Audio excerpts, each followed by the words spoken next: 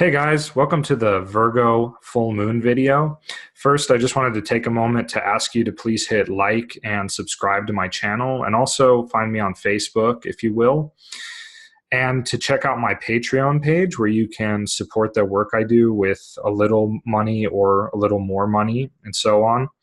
And also, please check out my website where I'm now offering divinatory sessions, which make use of a variety of tools like tarot and astrology in order to basically just focus upon whatever is important in your life now and any challenges you're facing and so on. Okay, cool. Let's get to it. So this is the basic chart, and I also have the chart with the Trans-Saturnian planets and some of the aspects. And I wanted to read what I had written, or refer to what I had written on Facebook the last couple days about this.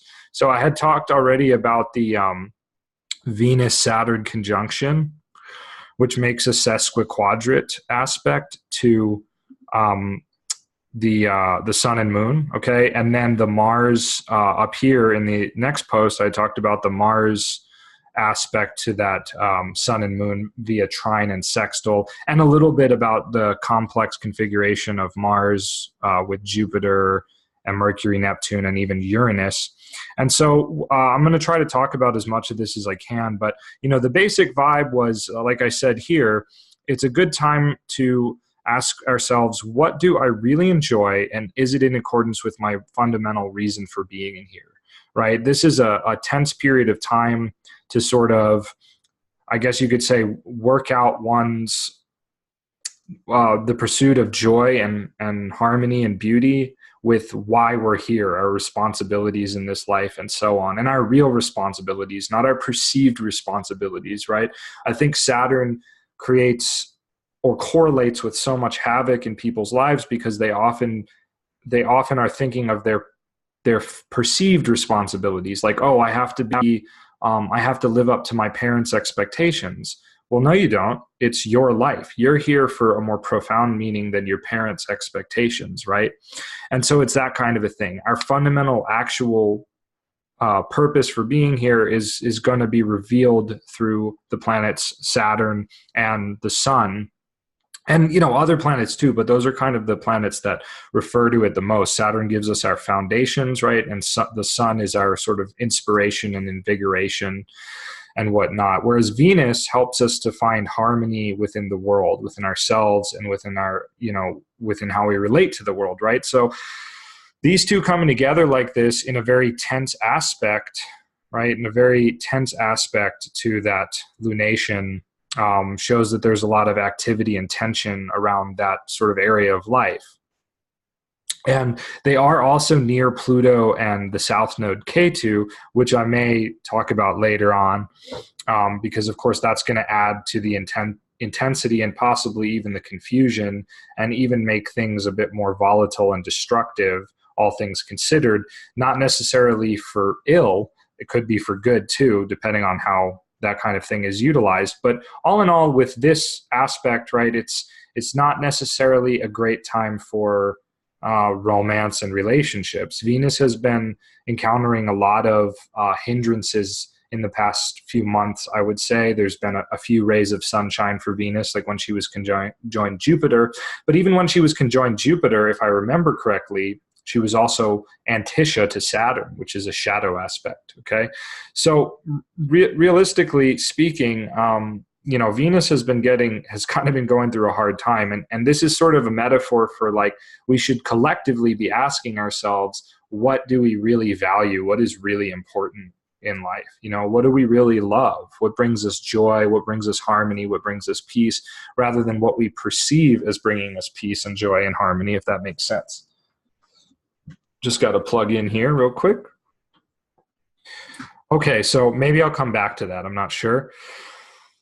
The next part was about Mars, which I felt like I resonated with a little bit more personally. And you can, come here to my Facebook page and read about this in more depth. But the idea was more because Mars was in a harmonious triangular configuration with the lunation, that in a sense Mars represents a hidden ally during this time period, and Mars is the ability to break free of limitations, to try new things, and so on. And specifically in Taurus, right, it's going to deal with our desires and our sensual nature and that sort of a thing, because it's so Venus moon influenced, and it is also an earthy sign, which is very much related to the the world, the dense world, so to speak. So Mars wants to break out of the box, urging us to try new things, new tastes, right? Perhaps we need conjecture, which is a martial faculty, to break out of the oscillation between reason and imagination, symbolized by Saturn Venus, right? This kind of inner dialogue of, this would be wonderful, but unfortunately it makes no sense, right? Venus wants something that sounds pleasurable, but Saturn sometimes comes in and says, well, but you can't have that. You don't deserve it, or that doesn't make any sense. Why would you do that? And I think we all know people like this that are just so down upon anything that they don't perceive as reasonable, right? That they don't see as having a clear logic, a clear path, right? And so, the nonlinear side of things can get beat up. And this is especially the case with the moon in Virgo anyway, traditionally, right? When the moon's in Virgo, because Mercury is also very rational oftentimes, right? The person can't just flow easily with situations as they arise. They need to know every little detail of it, every little aspect of it. So on some level, Mars is providing a conduit to deal constructively with these things, even though Mars is normally a planet of, change and upheaval and whatnot, right? But Mars is definitely giving us kind of another way to experiment with the situations that I'm talking about during this time. And of course, because this is a general reading, right, this is not going to apply equally to everybody, right? This is going to apply more to people who have these transits and this full moon hitting personal points, especially the ascendant or the moon, and then the sun and a few other points that may be important for that person, and so on, depending upon yet more complex factors of prediction, which I can't go into here. So yeah, you can see that here, right? Mars is sextile and trine, right? And the moon receives Mars, which is nice too, right? This is another confirmation that in a way, the moon and Mars are in harmony, right? Whereas this Venus Saturn, they're in signs that are really not a sign, Capricorn, that's really not great for the moon, and also not so wonderful for the sun, right? So there's a lot more conflict in this sort of configuration. Okay, so I want to talk about, I do want to get to this Mars, Jupiter, Neptune, Mercury, Uranus thing. Okay. And then I want to get to the Sabian symbols, which I haven't even looked at yet, but I think it'll be fun to do that. So, what do we have going on here? We have Mars sesquiquadrate, right? 135 degrees to Jupiter, while Jupiter's square Mercury, Neptune. Okay. And, albeit a little widely, but pretty close square. And then we have basically, if I'm not mistaken, these planets are then semi-square to Uranus and maybe widely semi-square to Mars. Let's look at the aspect table. Let's look at that. So we have, this is Uranus, so it is semi-square Neptune, right? It is semi-square Mercury, yes. And is it semi-square Mars? Or is Neptune semi-square Mars, I should say? Or Mercury. Mercury is semi-square Mars, which is something I kind of missed, but I don't think that's as important as the other things that's going on. Okay, so basically, what does this amount to? It's quite a complex configuration. It's quite oblong and strange, right? It's kind of this sort of weird triangle that's not even, very uneven, kind of odd, right? So to me, it's kind of like this sort of delusional sacrificing to ideologies and kind of like a breaking away from what you've been taught early on in life, which could be very liberating. But it's sort of like with Mercury and Neptune in Pisces. Mercury is very classically afflicted, so it's kind of like a person, um, you know, cursing their faith, cursing the gods, cursing the divine, and sort of giving themselves over to something that seems like wonderful and mystical and grandiose. But in reality, there's very little objectivity, and there's perhaps a premature break from a premature and rebellious and immature break from whatever they had believed or been taught to believe or valued as important and whatnot.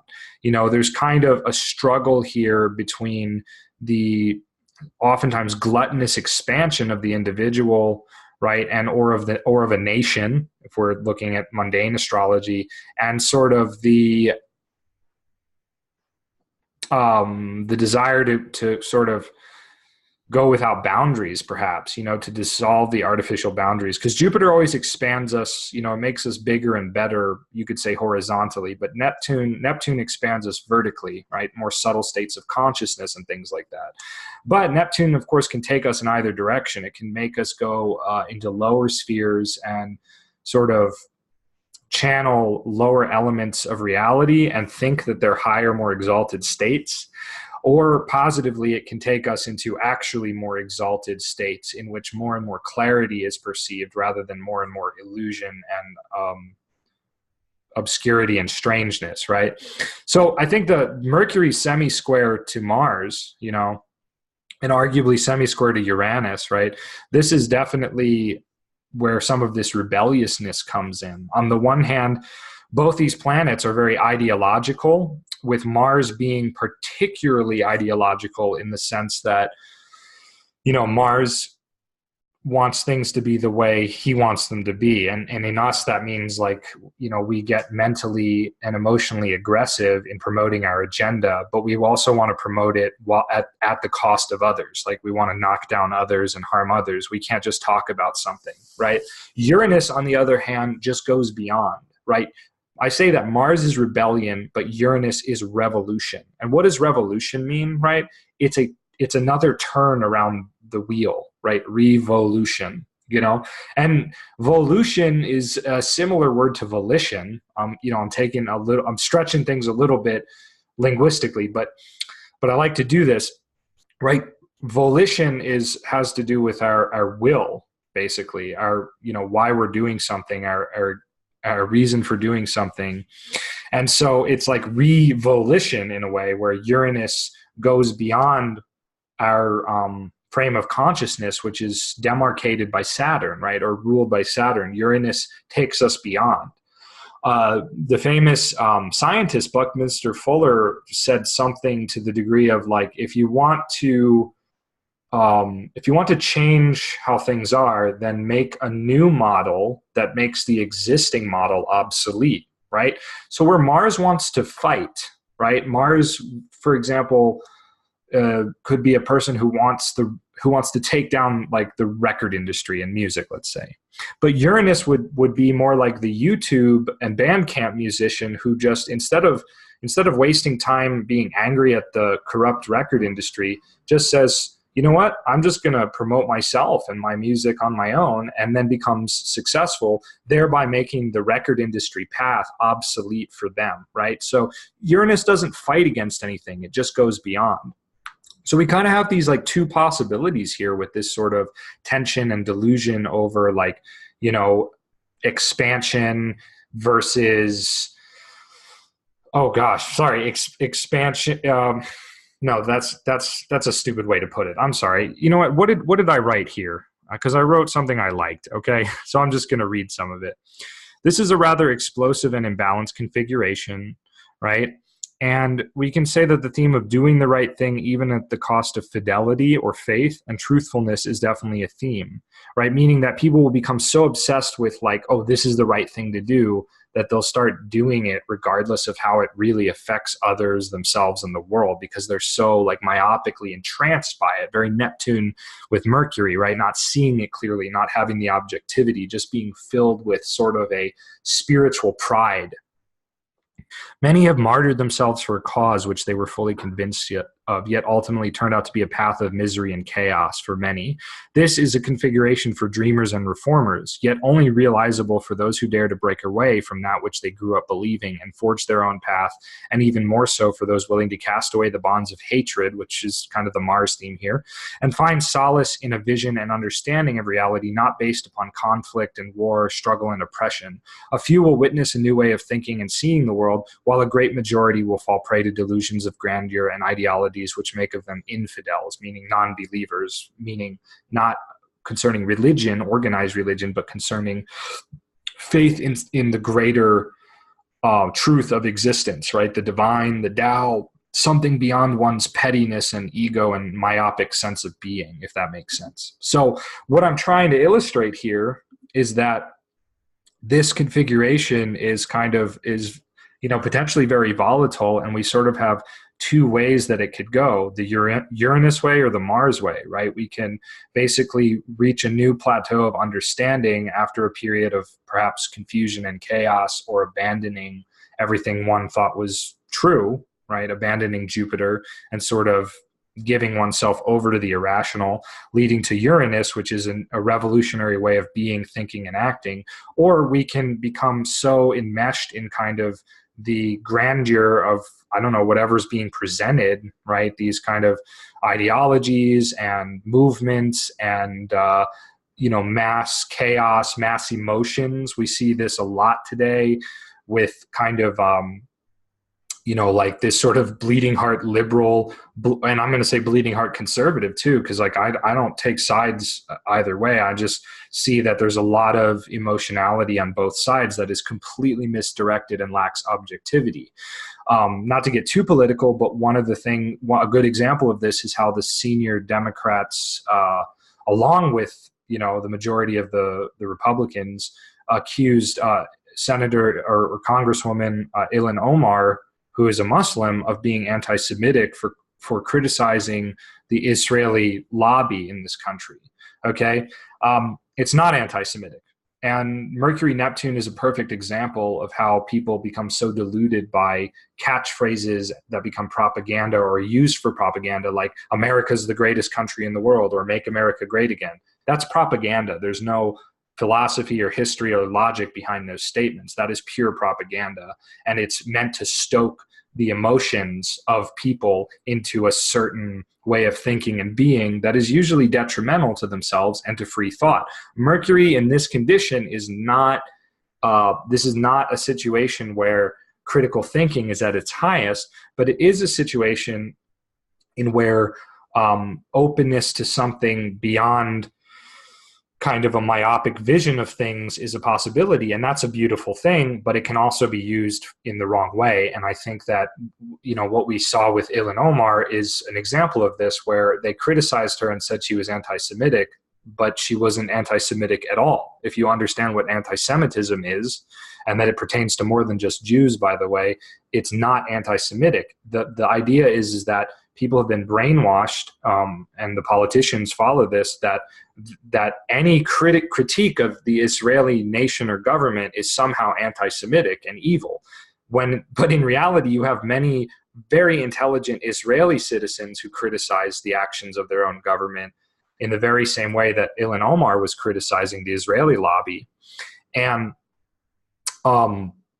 you can call it other things. You can make an argument that it was inappropriate for her to make those critiques, but you need to back it up with logic, history, and philosophy, right? You can't just go slinging these catchphrases of that's anti-Semitic, right? Because it's not. I mean, I have Jewish heritage, which I'm very proud of, and I don't think that's anti-Semitic. And many Israelis who are, the more artistic and intellectual types that are vocal critics of their government would also agree that that's not anti-Semitic. So I just use it as an example of this kind of sort of the negative side of this Mercury Neptune, and the fact that we have, again, the semi-square to Mars making let's fight over this, let's fight about this.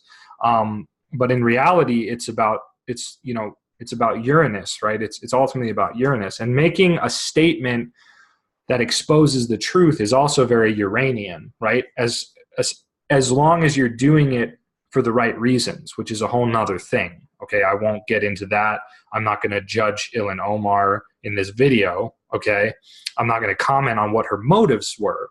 But the point is that if I make a statement of truth, and that statement of truth is also in service to the truth, right? That's very Uranian. If I make a statement of truth, right, no matter how true it is, if I'm just making it and misusing it to sow division and sow hatred and sow enmity, that would be more of a martial thing, right? So there's a lot of tension here, but there's these two paths to take. And if these are important transits for you in your chart, right, you have these themes emphasized where you can either reform your way of being and thinking, or you can choose the path of conflict and warfare and enmesh yourself further and further into a dream state that is not in touch with reality, that is delusion, filled with delusion and so on. I actually just last night, I had read a Facebook post by somebody, a friend of mine was showing about how, basically it was about how great they are and how they live in a heightened state of reality. They see everyone as themselves. And the only difference between them and people like Hitler is that they don't hold on to their hatred, and that they're comparing themselves to Hitler, but they're trying to say, and then they're trying to say there's no such thing as karma. And they're trying to say that they're so great and like that they do really well with like positive people, kind of subtly implying that they don't want to be around people who are suffering because those people are lesser. Like, holy shit. And I feel like this really captures this whole configuration of like, this type of person who is going to preach a message of like, I'm so great, self-aggrandizement. Jupiter square these two planets together in Pisces, self-aggrandizement for sure. And also utilize it for very questionable means, definitely taking more the Mars path than the Uranus path.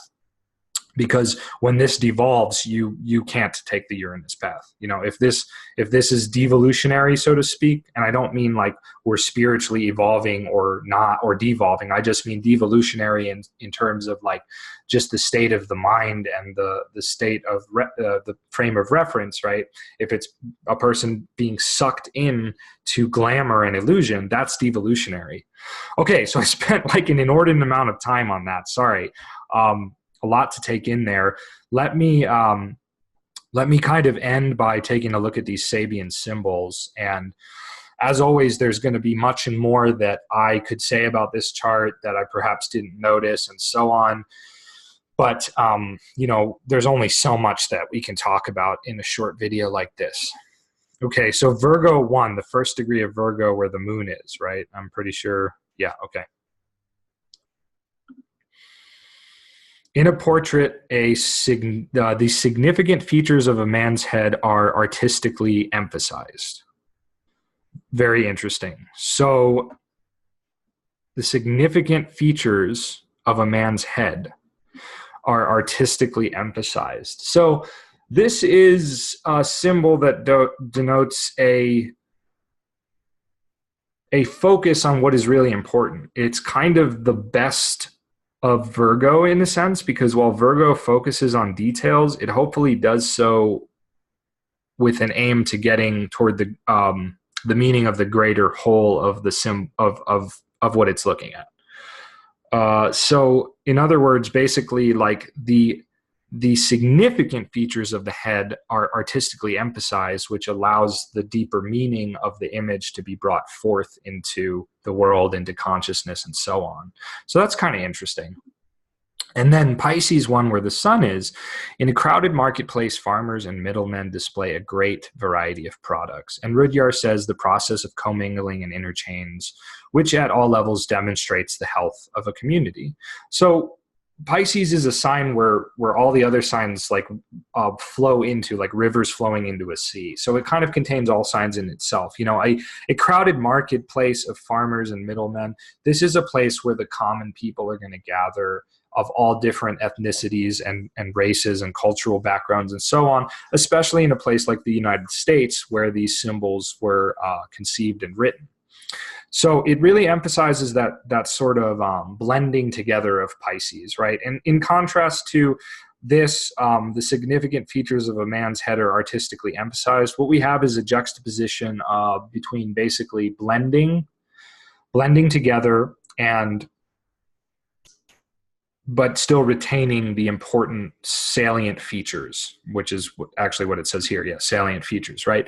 So even though it's a mass of people, right, it's unity through diversity. It's not the loss of diversity is the idea between these two symbols, the juxtaposition. And so I think, again, this brings us back to this kind of hairy configuration here. It brings us back to this crazy configuration that I spent so much time on because, of course, Jupiter and Mercury are the rulers of Pisces and Virgo, and they're locked in a square and so on. So there's potentially some additional tension indicated here in this lunation. And I think that while Mars still represents a possible avenue to more harmony and an ally, right, it also is kind of a double-edged sword, because within the context of the lunation, it may represent that. But in the context of this other configuration, like I said, it can easily represent, fighting against things. Perhaps positively, it represents just leaving things behind, taking a page from Uranus and breaking into new ground without regard for this kind of mess, using the momentum of a kind of a spiritual crisis or a breakdown in mentality and belief systems to kind of venture into new spaces. And, anger is a force that motivates change. So sometimes it is okay to be angry at something as long as you can use and channel that anger for the greater good of yourself or your community and what have you. So that's kind of another way to look at that Mars. But yeah, we have the lords in conflict. So there is, with those symbols, right, there is this kind of conflict in what is more important, the individual or collective, right? And, Mercury perhaps here is getting caught up in the details that, in Pisces, it's being where it falls, and with Neptune, it's getting so caught up in the details that it's having a breakdown, a mental breakdown, whereas Jupiter is emphasizing so much the importance of like the blending and the nature of the greater kind of whole, the greater good, that the diversity is perhaps getting lost. And so there's also that struggle. So for us in our daily lives, what the hell does that mean, right? Well, it could just mean that in our life during this lunation period, some of us, right, are going to struggle with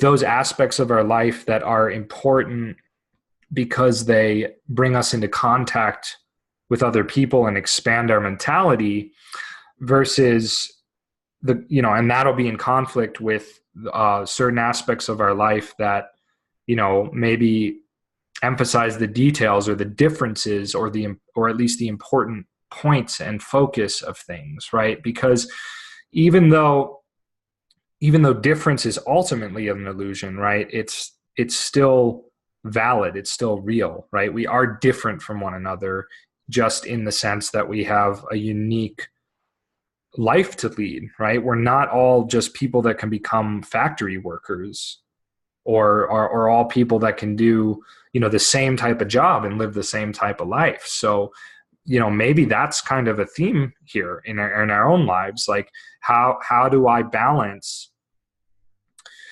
being an individual and thinking for myself with also respecting and utilizing the great traditions of the past, or and so on and so forth. What am I doing that's going to be really good for the greater good? And what am I doing that is really, good for me? Or you might say, or you could say, like, sorry, I'm just having a hard time finding the words, but it's like, okay, like blending with other people, being amongst other people, transcending artificial boundaries in society, right? But still being aware of the most important aspects of those similarities and differences between the cultures, and respecting that and maintaining that. That's how to put it, right? Because there is something to be said for religious and cultural syncretism, but there's also something to be said for each culture and religion being its own reality and its own unique world. And that's something that I think her name was, there was this philosopher, this French woman, and I can't remember her name at the moment. If I remember it, I'll put it in the comments. But she talked about that. She studied all these different religions and said that, like, you know, she felt like religious syncretism was sort of false, and that if you were going to like study and immerse yourself in each of these, you had to do it like fully. You had to do it, you had to believe that that religion was the one way when you were following that path. And I think it's a both and. Ramakrishna really is a good example of an individual, Sri Ramakrishna Paramahansa of India. He's a good example of somebody who takes these themes and lives them and talks about them very eloquently, where he recognized the unity and the fundamental nature of all religions and all religious teachings, but he also went and practiced and worshipped as many of these different religions, right? He pursued several different Indian paths like bhakti and dhyana, but then he also went and worshipped as a Muslim and worshipped as a Christian. And while he was worshiping in those ways, right, he totally ignored his Indian Hindu background. He when he worshipped as a Muslim or a Christian or whatever, he didn't go to the Kali temple. He just didn't go there for several days, He just became completely immersed. So I think he's a good example, actually, of this kind of what this configuration can lead to, right? In a positive sense. In a negative sense, it leads to a lot of false messiahs and bogey yogis and people that are preaching a selfish, self-serving version of these doctrines that is highly distorted, but in a subtle way so that most people can't recognize it. Okay, guys, well, that's going to conclude this video. So I hope you enjoyed it. Please don't forget to hit like and subscribe. Find me on Facebook. Check out my Patreon if you want to support me financially in the work I'm doing. And please visit my website and check out my divinatory offering, in which I make use of a variety of tools to, give you a powerful, hopefully eye-opening session and overview of things in your life. Okay. Otherwise, I will see you guys next time.